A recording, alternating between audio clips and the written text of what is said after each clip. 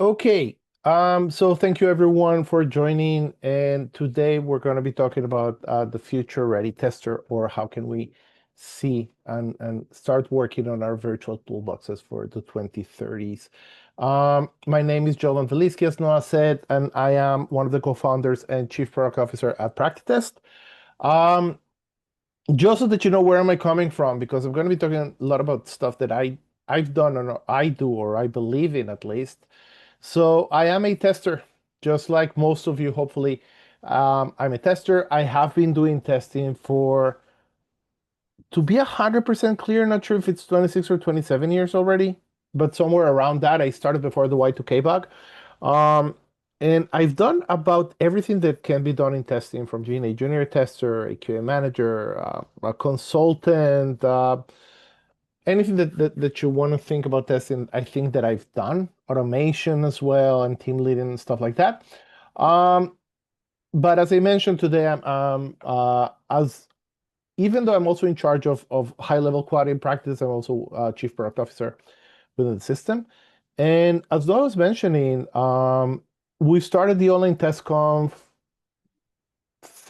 this is the 13th, but I think that we've been doing it about 10 years. Um, 2016. 1916. So that's 9 years. And the only test conf actually started when I was looking at my wife, and my wife is also an engineer, but she was doing a seminar for the Project Management Institute for the PMI. And I was saying, hey, what is this cool stuff? Because she was doing it from home and seeing presentations. She was saying, oh, the PMI has actual presentations that are showing people a lot of content and stuff, and it's pretty cool. And I started looking into it, and there was no such thing within the QA world back then, and everything was like presential sessions. And if you wanted to hear someone speak, then you had to pay a lot of money to go there. And I said, hey, why not? Let's do it. And we got around, and I was amazed by the very cool responses from people, and even people who make their living out of giving presentations. As long as they understood that the online test conf was for free, they started doing it for free. And every year we have a lot of good people talking about it. But on the other hand, as Noah was saying, it's really important for us to make sure that we have new blood, new people here. And because maybe this is um, online, then people feel less, I don't know, frightened of speaking. So we do encourage everyone, if you have an idea, contact us, and we'll be talking about, again, giving you access to the online test conf to speak. In addition to that, my very good friend Lalit Kumar, he was here on the earlier sessions. Together with him, we have been running the state of testing survey for I think 11 years now, and we will be releasing the next survey in a couple of months. And again, if you don't know the state of testing survey, it's a survey that we have been running. What's going on the testing world? You can go to the practice site and download it again for free, and we'll be more than happy to again have you join here and working with us in this stuff. But what we came here to talk about. When I was already a manager. I was working at this large company, and we had like 7 QA groups. So we have like a VP of quality engineering on top of us.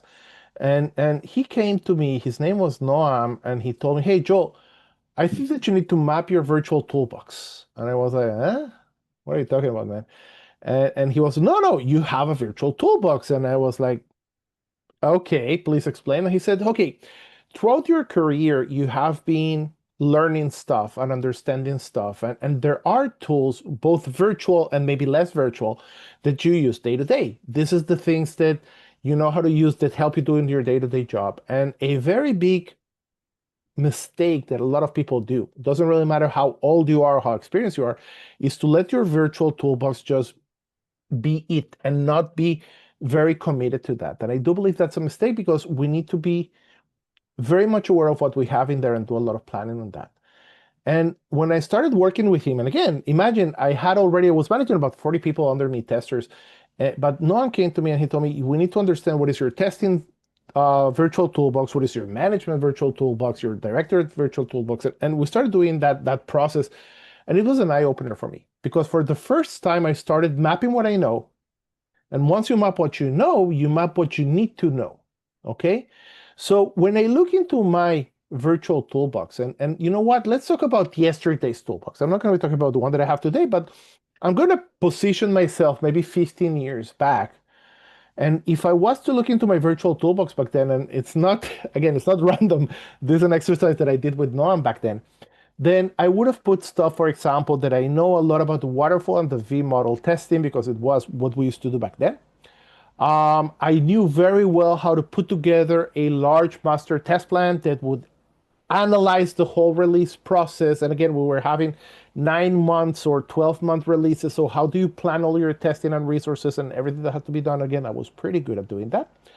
I had learned UML, the Unified Modeling Language, that helped, again, talk with developers. If you're old enough, you know what I'm talking about. Again, this was part of my virtual toolbox. I knew how to work very well with UML. I was very good working next to, but isolated from developers. Again, we're talking on the waterfall days, so we had a very tight relationship with our development team. But we were not part of agile groups like we are today, but this was part of my virtual toolbox. Obviously, extensive pre-release regression testing we were good at. At that day and age, I was good at writing VB scripts.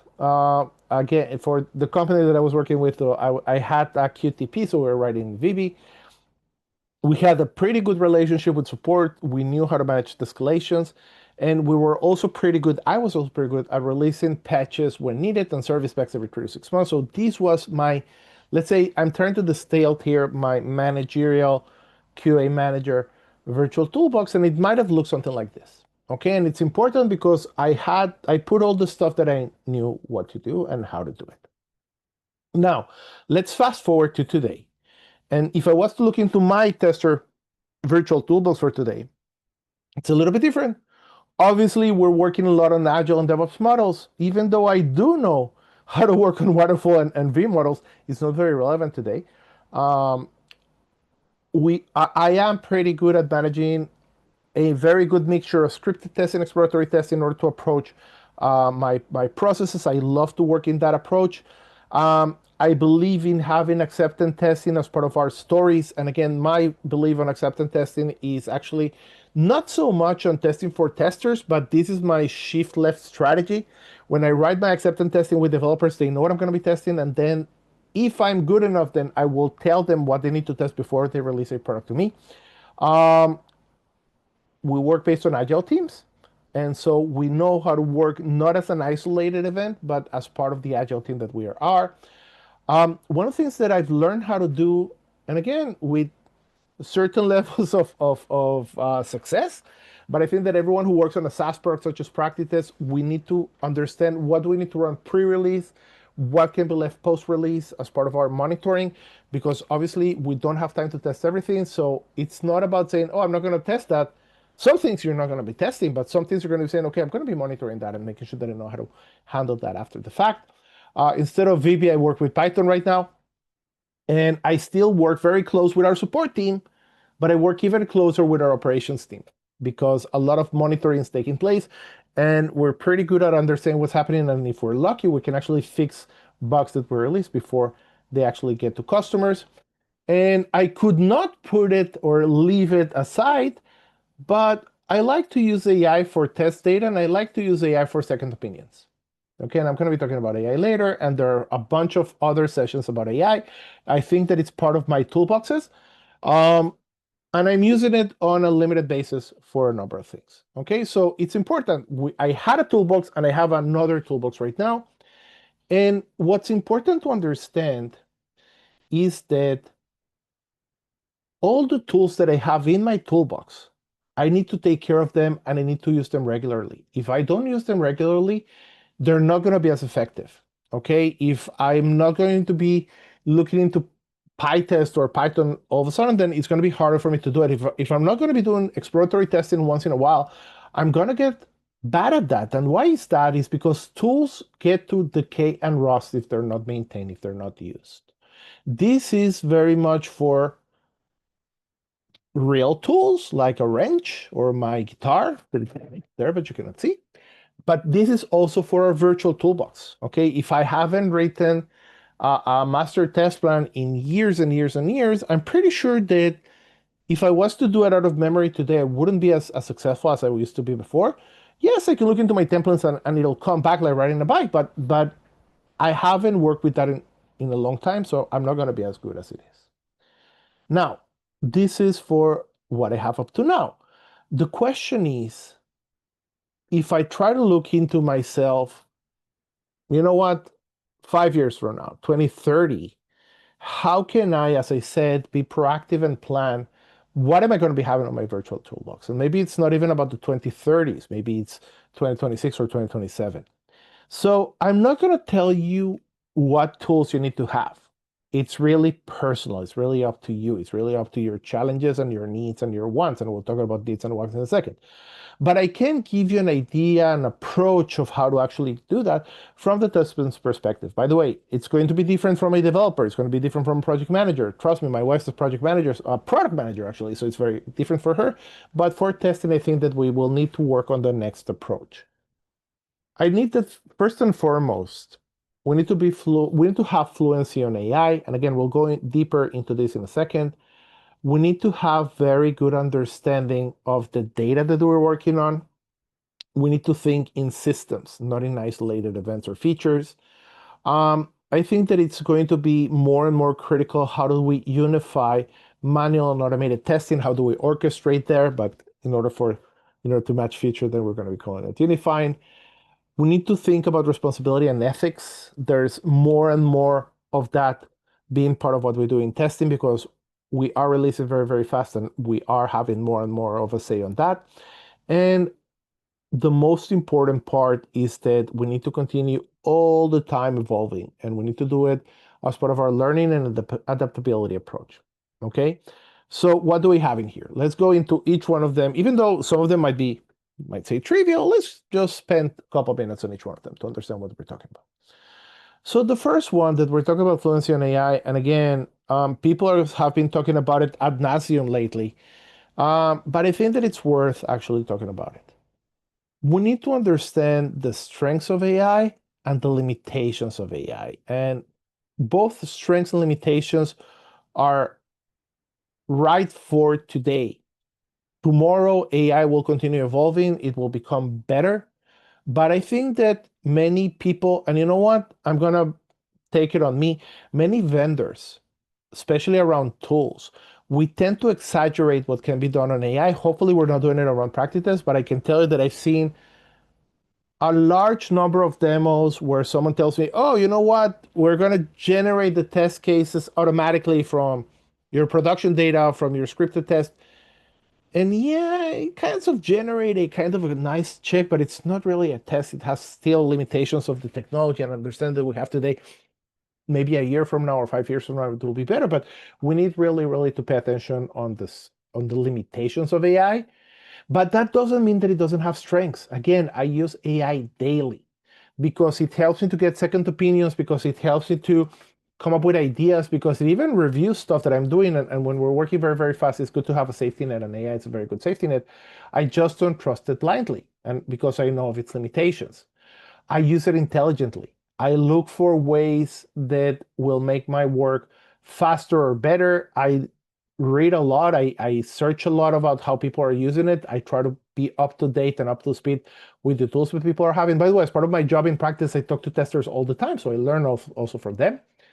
And I think that one of the biggest parts, and Noah was mentioning about Lalit's session earlier today, and I do recommend that you listen to it. It's not to abuse it, because as I said, if you have a tool that you're not using, then it tends to rust and it tends to not be sharp. And you know what? Let me give you an example not related to testing. Everyone has right now AI on our email applications. And if you're someone like me, then you will find yourself writing something and then using the AI in order to turn it into legible English or whatever language you're talking about. Even again, I speak English, I speak Spanish, Hebrew. It doesn't really matter. I use it in order to correct myself. The problem is that we're becoming dependent. So lately, I've been trying to cut down on how much I use AI in order to correct my emails. I'm trying to make my emails better. And not because, again, not that AI does a bad job at it, but I don't like the fact that I'm becoming lazy in writing, because writing is a lot about thinking, and thinking is what we need to do. So I try not to abuse it, and I try to not to abuse it in order to keep my mind sharp. And I think that we need to do the same in testing. Again, Practice has a great module around the smart hooks. It's called the step generators. You can take a user story and we'll write the steps for you. It's not instead of the testers is an assistant for the testers at this point. Okay, so do not use AI blindly. Make sure that you're using it in order to assist whatever you're doing. Trust but corroborate. Work with it. It's another tool. Now, the second point is understanding data. And I still believe that today, data is the single most important tool that a tester has at its approach. It used to be important, it's even more important right now because a lot of testing right now, especially if you're working with SaaS systems, it's about understanding what's going on in production. Okay, so if we look at it, there's tons and tons and tons of data that comes in different shapes and forms. For example, we have usage data. We have telemetry, we have click streams that will help us to understand how people are using the system. Even if there are issues, if there are things that we should be testing less or testing more, if we should be pointing towards our product teams, what our users are doing. So there's quite a lot of usage data that, again, 15 years ago, we used to be very, very blinded. We didn't know what people were doing with our systems. We might have made assumptions. Today, you don't need to make assumptions because we do have that data. Obviously, there's a lot about environment data, infrastructures being used, browsers, devices, networks, all of that is actually data that you can actually go ahead and use. Operational data, and again, I talked that part of my virtual toolbox is working a lot with our DevOps team, with our ops teams, because testing today is a lot about observability, what's going on outside in the real world.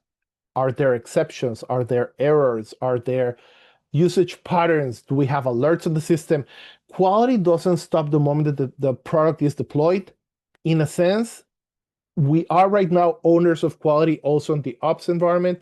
So it's a lot about making sure that we have the correct instrumentation. Let's go back to telemetry so that we can get the alerts that we need to do. And not only that, once we get an alert, do we know where is something happening so that we can fix it? Everything boils down to data. Customer data. And again, here, guys, shift left is important, shift right is important, but I think that most importantly is to shift up. We are testers and we are providing services. It used to be that up to, I don't know, 10 years ago, we provided services to our development team because they were generating products and we were to find their bugs and help them resolve the issues and make sure that everything was working correctly. Today, the more agile the team is, the more DevOps and Scrum the team is, the more that we're providing data to our stakeholders, business stakeholders, product stakeholders, even the executives in our company. Are we ready to release? Are we not ready to release? But not only that, after we release, are we doing a good enough job? Are we capturing the amount of support tickets and how do they correlate with changes? Do we have conversions rates on all sorts of marketplaces and how does that correlate with stuff? Even something as simple as the NPS, the Net Promoter Score. This is basically the grade of your company. And again, if you don't know about the NPS, go ahead and look it up. In essence, if you have been working on the internet at all, then there are these annoying messages. Oh, in a scale from 0 to 9, how much would you recommend product X that you're working with? That is the NPS. It helps organizations to understand how their product, how good their product is or not. I'm not going to go into how it's calculated, but it's very, very widely used. And it's part of the quality data that we can get if we track the NPS across the history. If we know if our products are getting better or worse, so there's quite a lot of data into that. And obviously testing data, coverage, defect density, flakiness rates, everything that's in there. So it starts and it ends with data, both to grade ourselves as well as to understand where do we need to test. And I'm not even talking about the testing data itself. Okay, that would be a whole separate session, but understanding data, it's still one of the most valuable tools that you need to develop internally. Now, another thing that is extremely important is how do testers approach their testing? And I do quite a lot of sessions for junior testers, and I try to explain to them the single most differentiating factor between a tester and a developer is the way that they approach their jobs. If you think about it, a developer starts with having a large feature, turn into a user story, turn into a task, translate it into functions that at the end of the day, it's Very, very simple, logical, but also limited stuff. Okay. Do you enter a password? Is the password at the right length? Is it a new one or a bad one? Meaning they're not looking into flows, they're looking into very, very, very small operations. Whereas testers, we do the complete opposite. We actually look into the complexity of what we're testing because we need to understand where do bugs appear in there. So that is, in essence, system thinking or thinking in systems. We need to understand that there are always in our systems, there are dependencies. If I touch here, what will happen there? There's interconnectedness between the different components that you have. I'm not even talking about integrations, even within the system. When I do an operation here, is that the output here will be the input for there? So you have quite a lot of stuff to actually think about it. Merchant behavior is what happens once the case gets more and more complex. It's not about the first visit to the website, it's about the nth visit to the website. What happens there? The moment that we have more data, that stuff starts being overwritten, try to understand about that. A lot about human and machine interaction, especially as we're working more and more with these devices of sorts and stuff about that. It's to understand that how do people use it? How do people from different persona types use it? Meaning the way that my mom, who's 72 years old, uses it, it's not the same as how my kids who are 13-year-old uses them. Okay, so we need to understand how that human-machine interaction works. Blurry system boundaries with AI, it's becoming more and more of an issue. I was working earlier on a feature that I'm not supposed to tell you about, but again, how can we integrate between systems? And it's becoming even blurrier with time. And all of this says that we are only working in more complex applications, and we shouldn't look at them from the simplified process because the more interesting bugs don't happen on the simple issues, it happens on the more complex ones.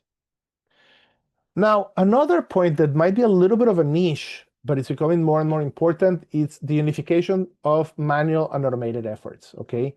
And again, we had another session earlier today. I forgot the name of this the speaker. He was a German guy, and he was talking about his path moving from a developer into an automation developer, and how the automation team was isolated from the manual team. And you still have some organizations where automation manual testing is a little bit isolated. By the way, there are teams where automation is being done by developers, which is in itself isolation. But I think that the real value comes from unifying, from orchestrating that. So we need to understand the strengths and weaknesses of both of them. Okay, there are some things where automation is weak, some things where it's strong. The same goes for manual. How can we choose the best of breed for each of the tasks? And more importantly, how can we combine them and combine the approaches? Okay, and I can give you even an example about how do you combine manual and automated, not from today, from 20 years ago, when one of the things that we used to love how to do in, again, this was a client server system that we were a developer, we used to run our functional regression testing while there was load on the servers because we wanted to get those delays. We wanted to get those delays that were caused only by having the system working under load, where it's completely different from the system working in isolation. How does it, I can give an example of how do processes that work on the background. You will need to have automation in there in order to simulate more stuff. So try to look into how do you orchestrate between them. And obviously it goes to the different layers of automation, unit testing, API testing, functional testing, testing in production. Try to look into that and try to unify that. Okay, so it's a very, very big part about what we need to do today. I mentioned this in passing, but it's becoming more and more important. Ethics, responsibility, maybe even all the legal aspects of what we're doing. In a lot of places, accessibility has become a requirement, and we need to test for that. If not, we're not able to release it. Obviously, data privacy, data protection, security is becoming a huge factor. And I think that people who have security on their virtual toolbox and they know how to test for those security parts are going to have, again, an edge in some areas of the system. And obviously, truth in reporting that goes both internal as well as external. Because for a lot of places, especially around regulated environments, you need to report what you're doing in order to get those regulations in place. Jumping here, Joel, before you continue, you talked about security, so I do want to refer you for the morning session by Sarah, who was about security testing. That's correct, Sarah from Spain. And there was the guy who was talking about automation earlier. What's his name? The German guy who actually had a Commodore 64. Benjamin Bishop. Benjamin. He was talking about his Commodore 64. I also had a Commodore 64, and he did an exchange with Indianapolis. So yeah. In any case, go ahead and look into those sessions. Now, the last one on our future mnemonic here is about evolving through learning and adaptability. And if there's anything that you're going to get here is that we have to be consciously evolving, consciously learning, consciously adapting.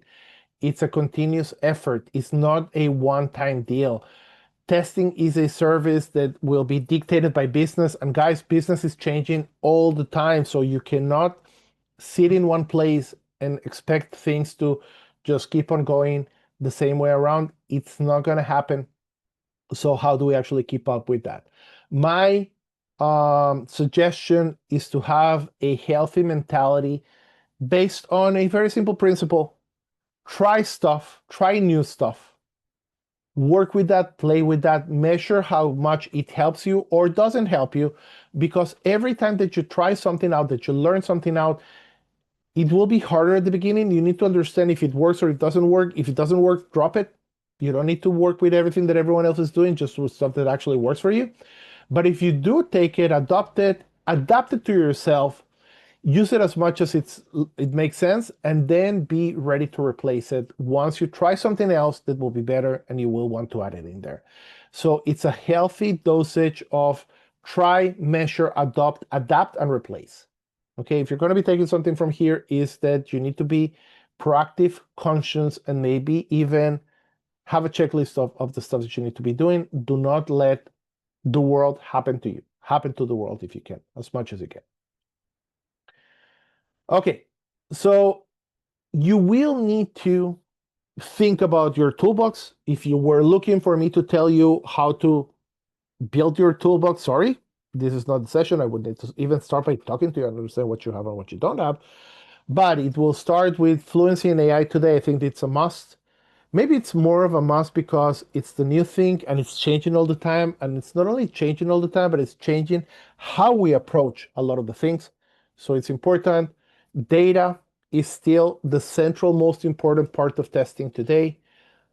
Thinking about systems, critical thinking, looking into the holistic approach is going to be critical for that. It's about time that we look into manual and automate it, and we try to make sure that we orchestrate it. And by the way, the reason that I like the term orchestration is because when you look at an orchestra, and I really, really like music, the magic of the orchestra is that the value is a lot more than each one of the instruments by itself. What you get in there is amazing only because they know that a good conductor will know how to put it together, build it together, and make it sound even better. Okay, responsibility and ethics. I think that it's becoming more and more of a point that people are leaving on the side, and might come back to bite you later on. And again, it's a learning and adapting approach throughout the whole system. Okay. Now, with that in mind, and sending you to do homework, I think that it's important to know at least a couple things. First of all, when you're working with your toolbox, then you're going to be meeting something that a lot of people call the three toolboxes paradigm. Okay, a lot of people, at least I call it like that. And it's simple. You will always have or be playing with three toolboxes. You have the current toolbox of what you have right now. You have the toolbox of what you want to have right now, and you have the toolbox of what you need to have in order to do your work. And they never have an overlap, a complete overlap, but you need to take the three of them into account because what you have will dictate your strengths and your weaknesses today. It's your starting point. You should never disregard where you're coming from because, again, you will want to build on the stuff that you already have. Do not underestimate the want. The want is the stuff that calls to you, the stuff that it's interesting to you, the stuff that you want to learn, even if you don't really know if you're going to be using it or not, do not disregard it. I think that there's quite a number of things that I learned without knowing how I would apply them. And then I started applying them. Okay, so it's good to expand your toolbox with things that you're not 100% sure how you're going to be using them. And then there's the toolbox, obviously, of what I need to have.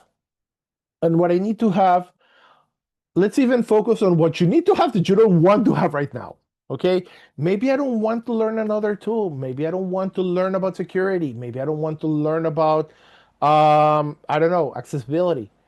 But you have to have it. It's a need for you.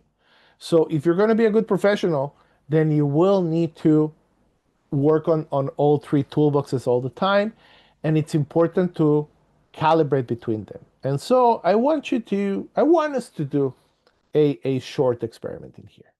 It's a very short, small mini activity. You don't need to do it. You may want to do it.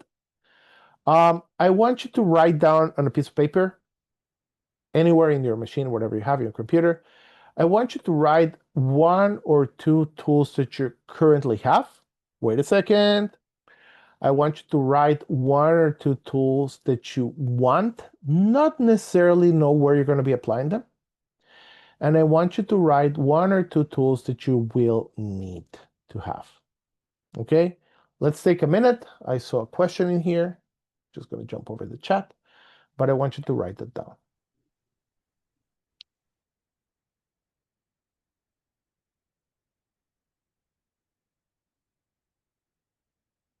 Okay, there's a question here about the difference between the have and need. So let's make sure that we understand that.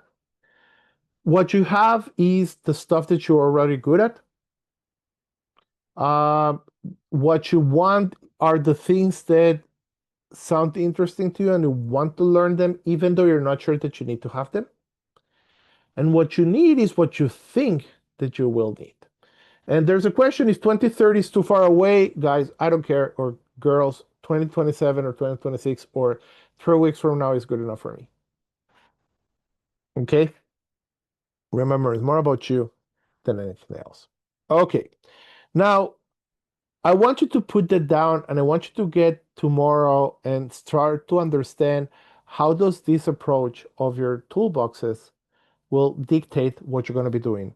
Again, not today, but maybe tomorrow, maybe next week. Okay, let's move on. There's this point about adapting with intention. And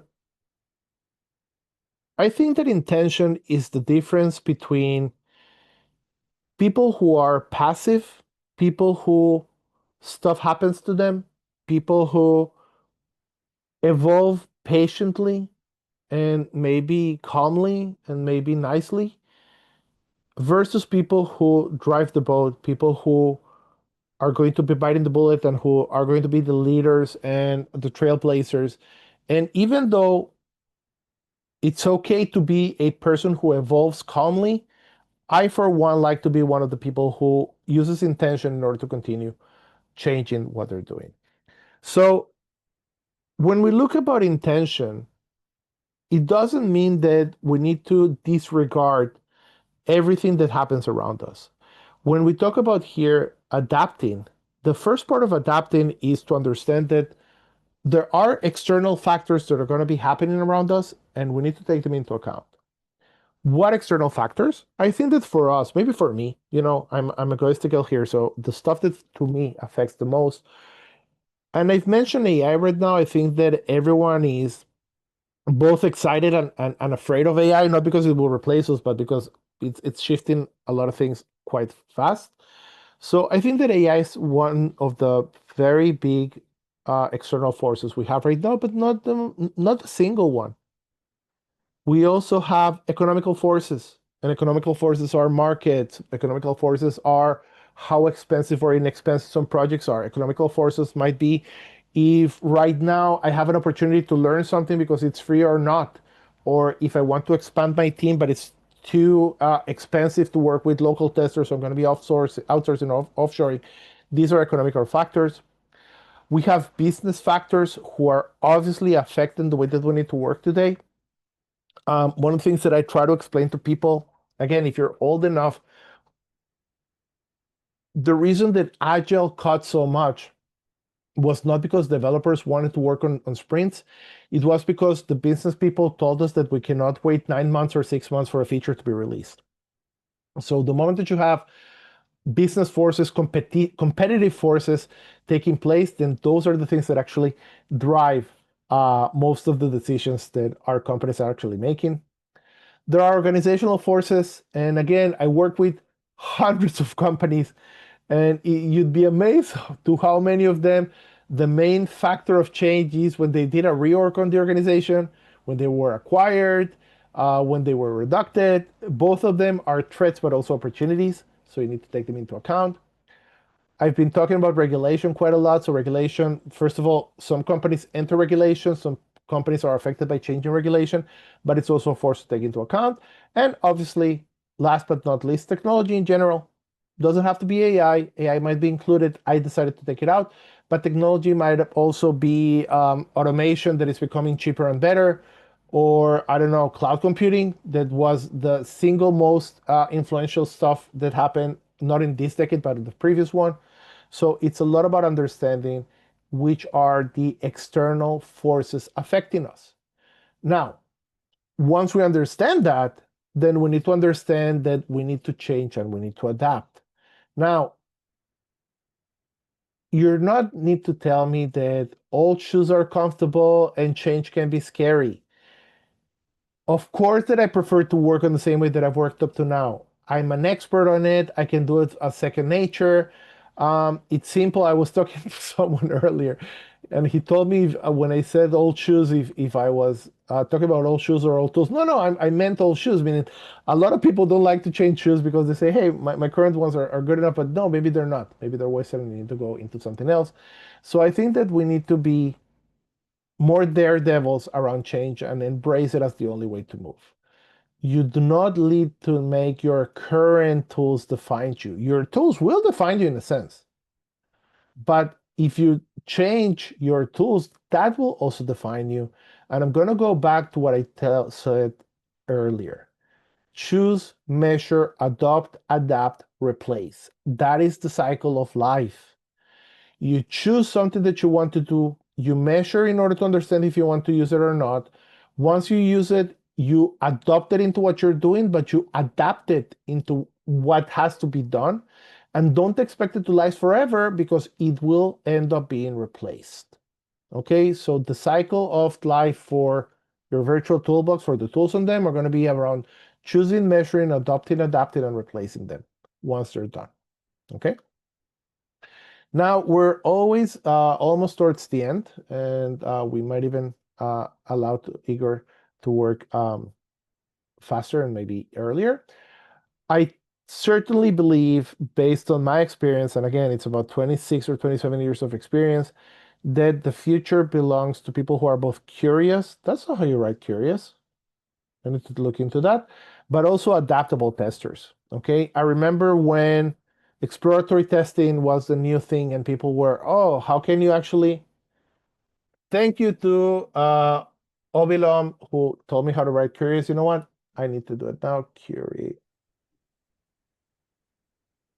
You completely missed it, Joel. I tend to say whenever there is a typo, this is just to make sure QA people are still alert and on. Yeah, but I'm a QA person myself, and you know I what? know, but it typically itches many of the QA audiences. That's the flip side, and I try to explain to my wife that if you're a good tester, actually feels the bug before they understand it's there. So I was looking into that and it didn't look good, and then I realized it was curious that wasn't there.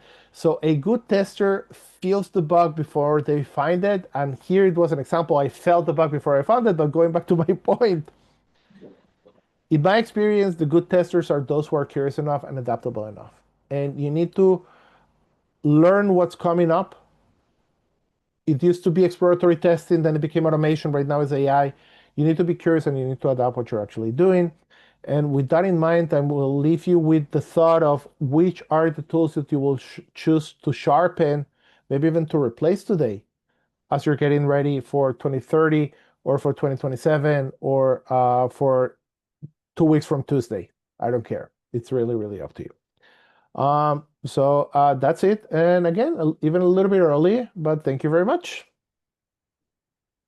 Thank you, Joel. I'm gonna, you know what, since everyone is still up and running and still with shape, Igor, would you be minding, hold on, sorry. Yeah, actually, thank you, Miresa, I hope I'm pronouncing your name correctly, with the very requirement question for every session and for every toolbox about the question, do you think that AI is going to replace QA? I think we cannot skip a session when we do have a few minutes to turn to Q&A without addressing this. That was on top of my tongue throughout the morning sessions.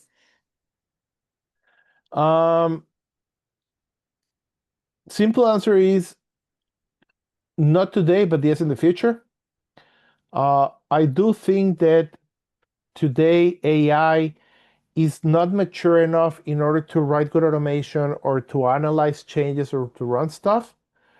I do believe that for sure, 100 years from now, there won't be need for testers because we'll have AI. The interesting question here is if the moment that testers are less useful as testers, and again, we will always still need some quality architects or stuff, whether it's going to happen 50 years from now, 20 years from now, 10 years from now, or 3 years from now, my money is around 20 years from now, but that is a very, very educated guess. I don't think that we're anywhere close to being replaced by AI. Yes, we're being augmented by AI. AI is helping us to do our jobs faster, better, more efficiently. On the other hand, we have every time less and less time to run testing, so we need to be more efficient and more effective. So it's more about helping us to cope with our jobs and the way that we work. I don't think that AI will replace us anytime soon. I'll address, I do want to comment and read out, as I agree with a lot of the comments here on the chat, not everyone reading them, and I do think they deserve to be verbalized. One point mentioned by Gary, which I 100% agree, is about context, that in order for AI to replace humans, it will need to understand client business needs, capture requirement, know the underlying data connecting to what you mentioned earlier in the session, Joel, and handle how system works that it's not captured in the requirement, okay? They need to be fully human in that aspect. That's one. And Sarah's approach about as long as humans will use software, we will need humans to test the software. I think this is also a good point to address. But also great point by Philip is that testers will definitely, personally, I agree that in the short future, testers will definitely have to evolve to become AI QA auditors and to test the authority, authenticity, and their reality and the level of hallucination that's been provided by AI with a combination of process and training managers. And I do want to add something from myself, although I wasn't being asked, but I'll mention it anyway, is the fact that for now, we are seeing a huge rise in the usage of AI at the point where it's not necessarily financially stable.